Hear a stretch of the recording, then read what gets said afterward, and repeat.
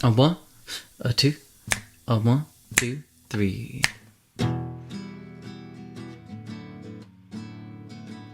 Hey guys, this is Grant, and I teach piano, guitar, and ukulele at Jeanette Aaron's Performing Arts Studio.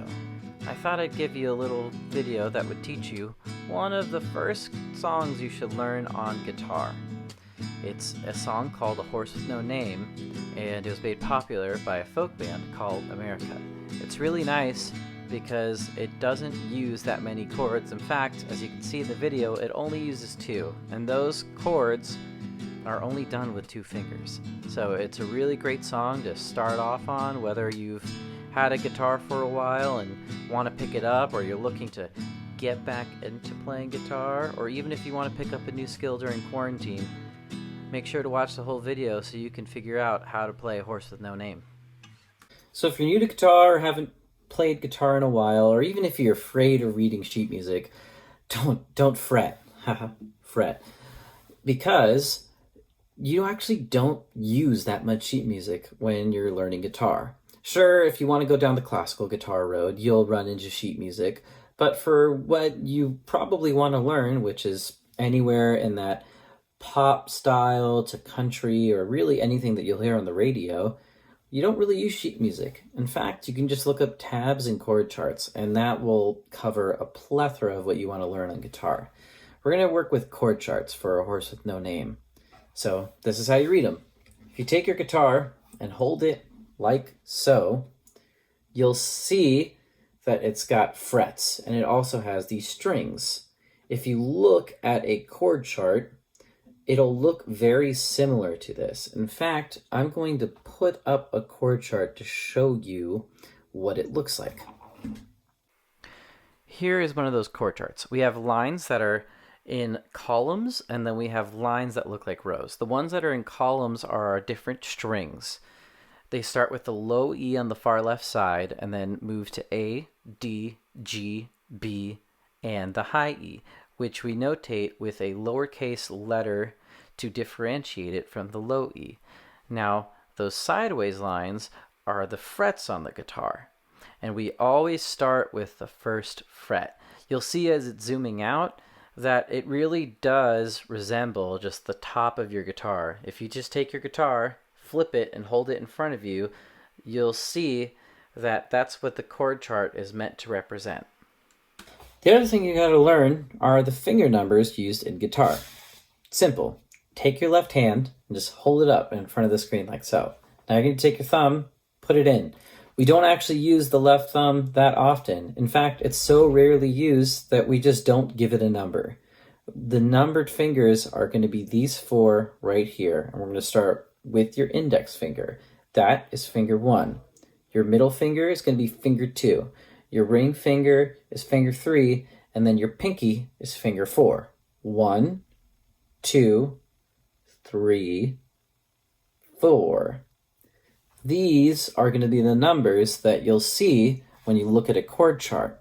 And the number that you see on the fret and the string represents which of these 4 fingers that you're going to use to cover that string. This is what a chord chart will actually look like.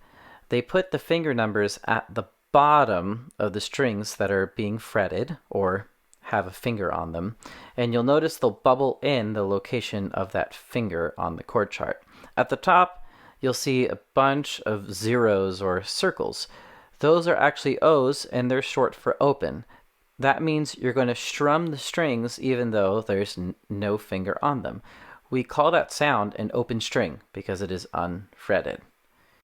With our chord chart ready to go, and us being able to understand how they work, we're now ready to try these chords out on guitar. All right, so that E minor chord had bubbles on the 2nd fret for the 2nd and 3rd finger, and they were located on strings A and D. Let's see what that actually looks like. The 2nd fret is this one right here. A and D strings are these 2 strings. They are located right here, and that's your D string over here, A and D. So you're going to take your 2nd and 3rd finger, you're going to place them onto the strings. You're going to want to press a little bit in, so that way, if you're newer to guitar, it might hurt a little bit. your fingers will adjust, and you want to aim so that you're towards the edge of the fret. So you don't want to go center. You won't get as full of a sound. You hear that buzzy sound? That'll happen when your finger's not touching the actual neck. If you go towards the edge, these ring out better, and therefore when you strum all the strings at the same time, you get a really nice full sound. Pluck each one individually to make sure they're all ringing. That's your E minor. Now with that same pattern, you're just going to take this second finger and this third finger right here, and you're going to move the third finger down and the second finger up. That's your D6-9. Again, strum every individual string and make sure you get that nice ringy sound. E minor, D6-9. When you're practicing this, make sure that you're moving both your fingers at the same time. I know that's almost sounds like something that's really easy. Like, I could move two fingers at the same time, but your brain's going to want to do this naturally. Notice how much time that takes. You're going to want to build the habit of going strum and then move them both at the same time and strum. In fact, you want to be able to practice those. A lot of guitarists practice just switching back and forth between chords. So this will be like a little bit of practice for you, just going back and forth between these two chords until they feel comfortable. Now that you've practiced your transitions between those two chords, the E minor and the D6-9, now it's time to learn the strumming pattern. So we start with the E minor strumming pattern. It's pretty simple. Start off by strumming down 4 times. 1, 2, 3, 4. As you're doing that, your arm will naturally go back up to hit the down, almost in rhythm. All you're going to do is just when you pull it back up, you're going to actually bring the pick back with you on the last 2 strums. We call that motion an up strum. Instead of down, we have an up. So it'll be down, down, down, up, up. Go ahead and practice that a couple times. I'll do it with you. 1, 2, 3, 4. Down, down, down, up, down. Once you feel really comfortable with that, the D6-9 happens immediately after. It'll be down, down, down, up, down, up. So your arm is actually not going to stop moving. It'll just continue strumming, and you'll have to make that transition really quick. The D6-9 pattern, it's got a little bit of a nice flair to it. We're going to do down, up, chop, down. That chop is a palm mute. We're using our right hand to mute the strings. And when we're doing it, we're actually chopping into the string in order to create like a snare effect. It'll give it a nice rhythmic property. And then we're just going to strum back down because it's nice and convenient. From here, we're going to let our arm just stop a little bit, and then we're going to do up, down, up. It's important to keep the groove somewhere. If it's hard for you to keep it in your arm, maybe you're just bopping along. Sometimes when I'm playing, my head's the one keeping the groove, so my head will be bopping. I'm sure if you go back and look at the video, you can see my head bopping right at the beginning. But that D6-9 pattern, you want to keep the rhythm, because it's down, up, chop, down, up, down. So I'll say that rhythm again one more time, and I'll go slower. 1, 2, 3, go.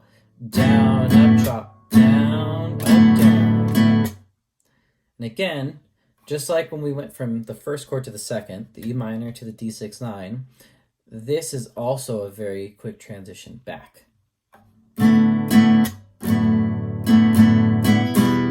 So you really want to be sure, A, that you're getting comfortable with those transitions, and also the strumming pattern. It's important that we start the E minor on the down. A down strum and an up strum have a different sound. So if we start and we mess up our strumming pattern, It's hard to really get that down strum in. I'll show you.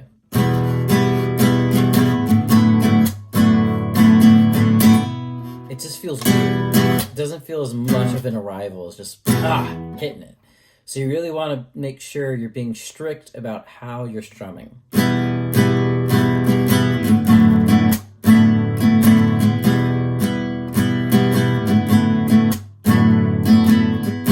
Because it just puts you in a really good spot. You're strumming up on that final one, and then your arm is already ready for the down strum on the E minor.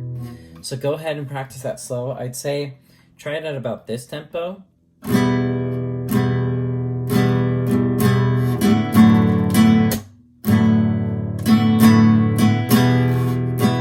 When you feel comfortable, you can then start speeding it up just a little by little.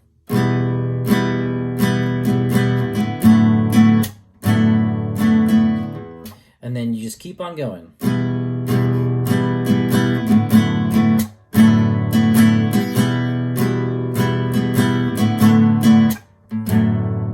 I think this is about the tempo of the song. This is the one that you'll want to aim for.